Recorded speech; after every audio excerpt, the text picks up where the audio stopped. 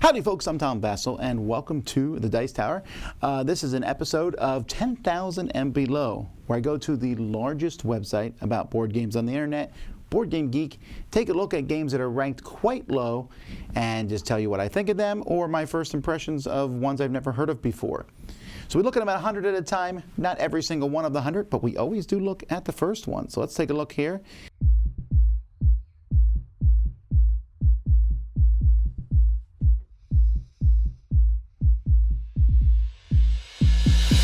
I can't even pronounce this one.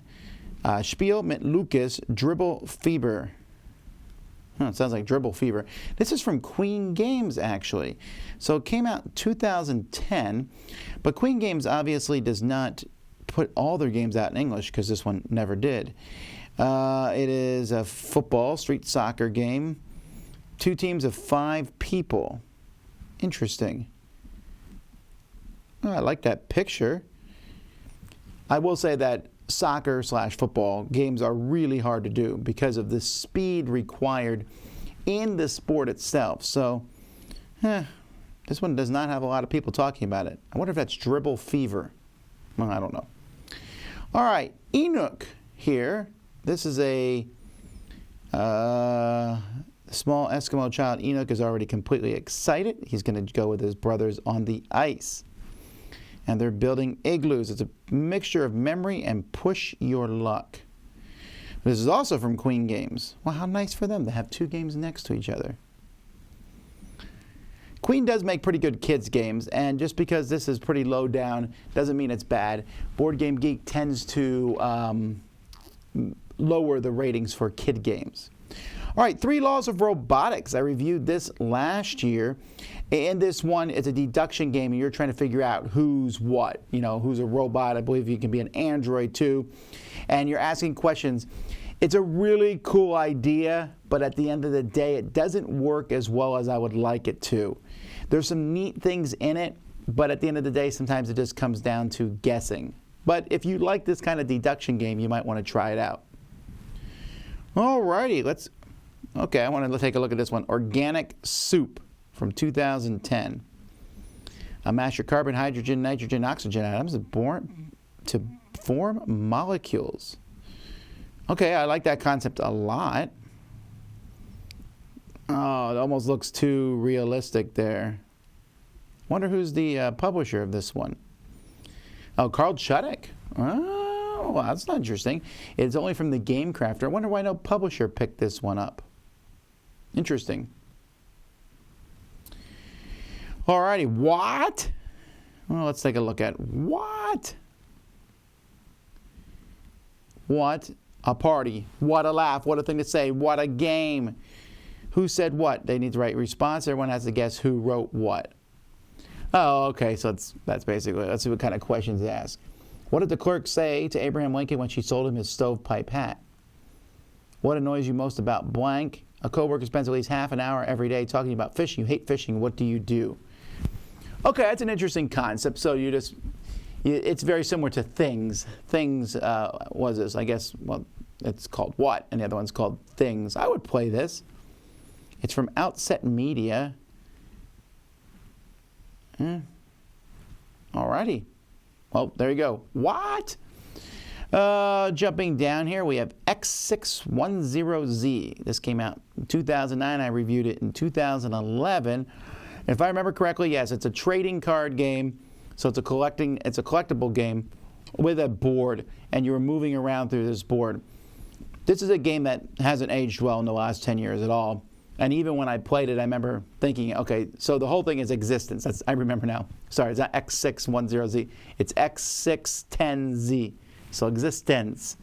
And I know they had a big thing that they were going to do, but this board itself looks all cool, but you're just moving around on this board and playing cards. It's like a 90s CCG. What did I give it? I gave it a 5 back then.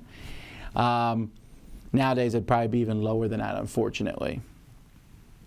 Postcard from the Revolution. Threeman Chess. As opposed, what about Threeman Chess? I think I've seen this in stores before. It came out in 2004. The company's called Threeman Chess. This would drive me crazy, I think, to play this, because every time you move any piece, you have to check to see, like, double the amount of pieces can conquer it. And, like, right away, even, I'm assuming your rooks, looks like there's a little wall there. I don't think your rooks can hit each other right away. So they have to come out and then get each other. Then there's lines all over the board. This seems like it might be an interesting thing to play once. So here's another board. I've seen that before. That's a homemade one. I think I like that better than this line one. The line one looks cooler, but also looks confusing. All right, Carousel. Well, this came out last year. This is from Meebo. And this is a game in which there's the whole concept of the game is you have this carousel. This board spins around. And you are placing pieces on it, trying to build different combinations of different horses next to each other. And then you score points if those horses are ones that you put out, or animals, not horses. There could be any animal. And it's kind of a wonky game. It feels strategic, but also fairly lucky at the same time. So I liked it okay. It just felt like the juxtaposition of strategy and luck wasn't quite there, but it sure looks pretty. I mean, look at that picture. It looks great. That's Carousel. Moving down here to Day of the Dead. I reviewed this in 2013. And it's you and your friend are necromancers, and I'm trying to remember it. I remember why I didn't hate this one. In fact, what rating did I give it? 5.5. But I would have hated it, I think, more, but I do like the cutesy artwork. Let's see if we can find a picture of the artwork.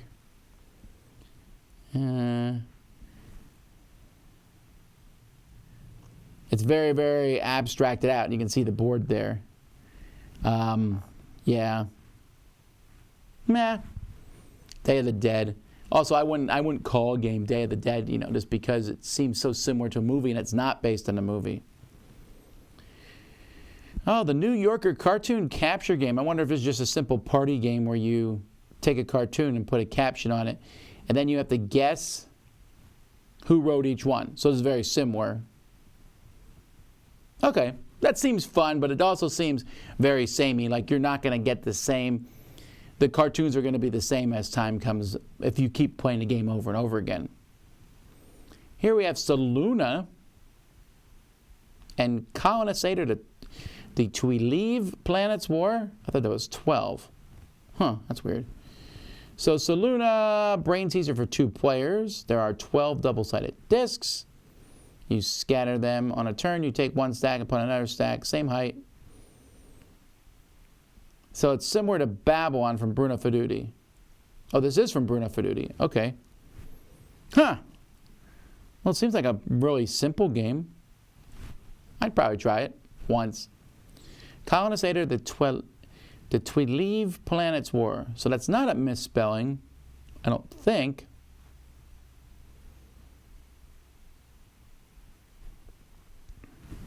Ooh. Ooh, that's not what I was expecting. Oh, so you're just flying spaceships around shooting at each other. Wow, look at that board. Okay. Well, I was intrigued by the name. We'll keep moving. Alrighty. Well, there's a lot of... As we get farther down, we're going to find that there's fewer and fewer games that have 100+ ratings, which is usually the ones I'll look at. So now I'm kind of looking at names that might strike me. Here's the American Civil War. And then we'll look at Lost in Time. American Civil War came out in 1974. Our nation's bloodiest and saddest war. This is from, I don't know, Simulations Publications Incorporated.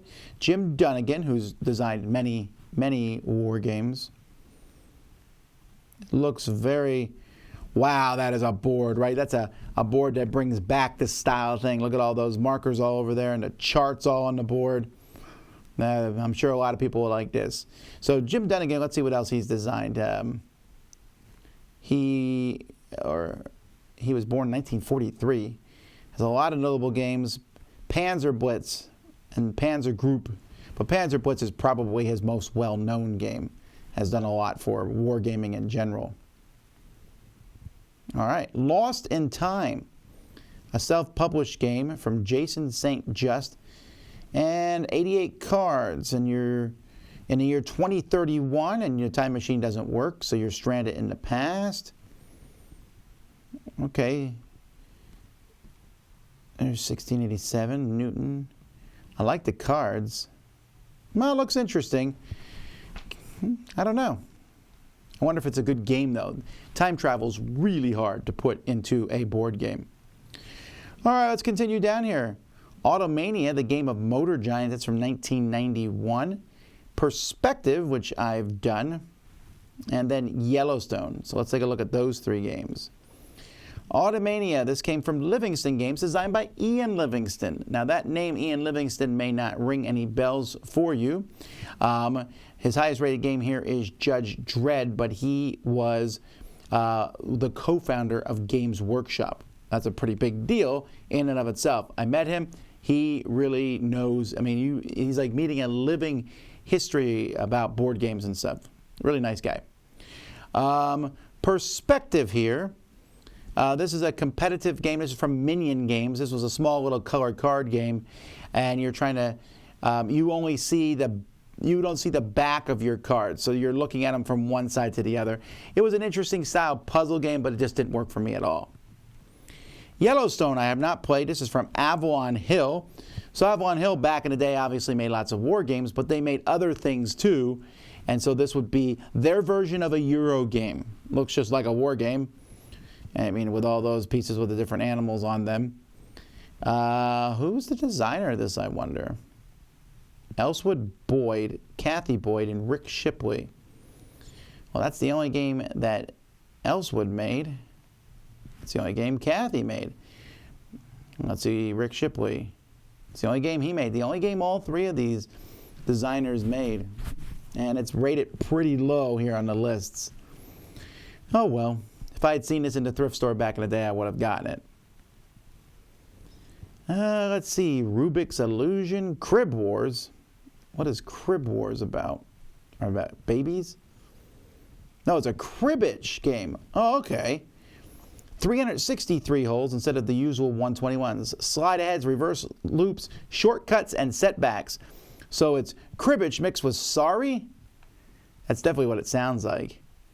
I don't know if that name's any good, though. Crib Wars. I didn't know if that was like a gangster thing or for babies. And wow, that board, that looks cool, but it also looks confusing. All right, let's move on down here. Templar's Journey. Didn't I review this game? Now, Sam reviewed this game. Well, I'm going to give it a rating, and that rating is 5, unfortunately. I remember playing this one. You're moving knights around for crusades and everything, and it just did not congeal into a really cool game. I like the idea of it, but it just didn't work. It's unfortunate, because it really looks cool. Alrighty, let's continue on here. Vikings on the Volga, Ages, Mind Shift. That has 93 ratings. That's from 2011 from Mindware Games.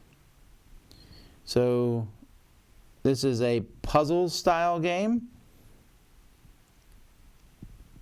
Wow, this doesn't look that interesting, but it's certainly got a lot of ratings considering all that.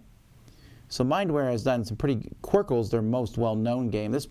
Maybe this got into the mass market, which is why it has it. It wasn't meant to select winner, so that means something for sure. Alrighty, Ninja Arena from, I want to look at that one. Ninja Arena from 2MT Games. It's by Oliver Schneider. Oliver Schneider, this is the only game that he's done. Oh, yeah. This almost looks like it's homemade, right? With all the wooden blocks and the metal miniatures. I feel like I've seen this in my life somewhere. You have 3 hidden actions, combat phase. Maybe it's a decent game, but it doesn't look like a cool ninja game. It just looks like a bunch of blocks with some miniatures. Im Band der Pyramid. So you're an archaeologist. This one is from Wolfgang Kramer from Adlang Spiel. So it's a small little card game. Very lightweight game I see there. I've seen this game in my life. I've not played it, though. Oh, cool. All right, let's zoom down here a little bit. We got Scallion, and then we got Sync-O. Scallion, this is from Bezier Games. You have a poker game, and you are trying to use bidding cards and powerful Scallions. Yeah, this was an okay game. Bezier Games has made some pretty fantastic stuff as time has gone by. This one is okay. I do like the suits, the different colors and the symbols here. That worked well. So I guess if you want an alternate deck of cards. Sync-O, this is from Mattel. It's a portable dice game where you build up points by trying to roll a perfect high score or the perfect low score. So it sounds like a kind of little bit of a push your luck or roll dice game. This is definitely a mass market game. I do like that little case you carry the dice around in. Famous Fastballs, the world's smallest baseball game. We got to take a look at that. And we got to take a look at Im Markenwald. All right, Famous Fastballs, the world's smallest baseball game. I wonder if that's even true. It's for only 2 players. Uses old-fashioned style, like from the 20s baseball. Famous Games. I've never heard of that company. It was the first game in their line of world's smallest sports games.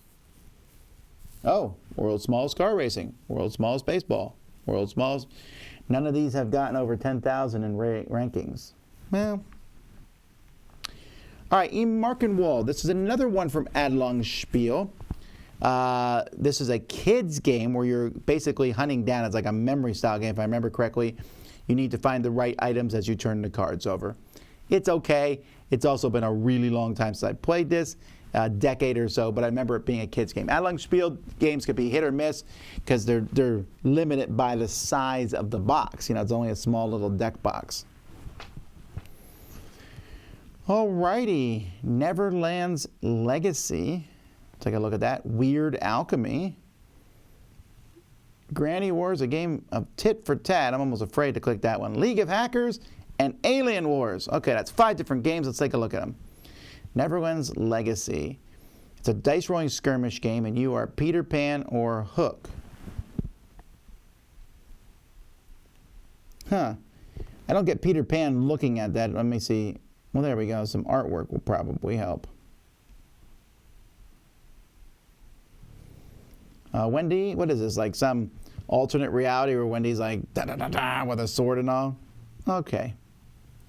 Weird Alchemy from Clever Unicorn Games. It's a fast-paced, highly competitive game for 3 to 6 players. Only 39 cards. Okay. Sounds... Wow, it's some really weird artwork. I don't know that That's Cthulhu. When did this game come out? 2019. Oh, this is a new game then. That's okay. 86 rankings already. Do I have this on my shelf? I don't think so. Do we have an unboxing for it down here? Huh. Well, there you go. Came out UK Games Expo last year. Granny Wars, a game of tit for tat. This is from Cheeky Parrot Games. What on earth? What is this? Throwing a ball of yarn in someone else's face? Okay. I guess it's silliness. You have a loyalty cards, and then you're dealt 10. Okay, so you have these grannies fighting on the table, but you don't know whose granny is who. Okay. Then we have League of Hackers. This is one that I have played from Modius Game Design, and I enjoyed it. And I'd have to really, really think back hard. When did I review this? Back in 2014. Well, folks, I apologize. I do not remember this one. There's a lot of cool looking things here. I'm remembering putting those tokens on the cards. Yeah, other than that, I can't remember this one at all. I'm going to have to go back and watch my own review. Alien Wars. This one I do remember. It's a card tossing game, and you're eliminating other people, and then you're going to be, you'll flip cards over and throw them out. It's okay, you know. If you like that kind of game where you flip a card over, oh, it's an explosion. Oh no, and you throw aliens out there. Kids basically. Alrighty, now we have Darwinchi. That's from 2009. Ohio, games named after states. And Chief Herman's Holiday Fun Pack, which certainly looks like a cheap-ass game, but we'll see. Darwinchi, this is from Ludo Art Verlag. It's an auction game. Precious bones are being auctioned and put together as creatures. Oh, I like how that looks. Is it a mix of Darwin and Da Vinci? Those people were having fun. Huh, I have never heard of this one. Maybe it only came out in German. I'm not seeing English on the back. Who's the designer of this one? Martin Schlegel. Aqua Romana. Okay. M. I think I've played M. I've not played many of his games, but he does know how to wear a hat. All right, Ohio. Ohio.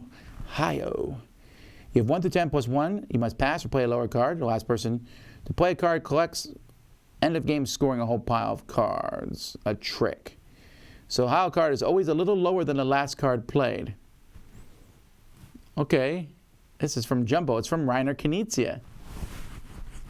They made a game about Ohio. So a German company made a game about a U.S. state. It doesn't look that good either. But hey, OH. All right, Chief Herman's Holiday Fun Pack. I was correct. It is a cheap-ass game from James Ernest.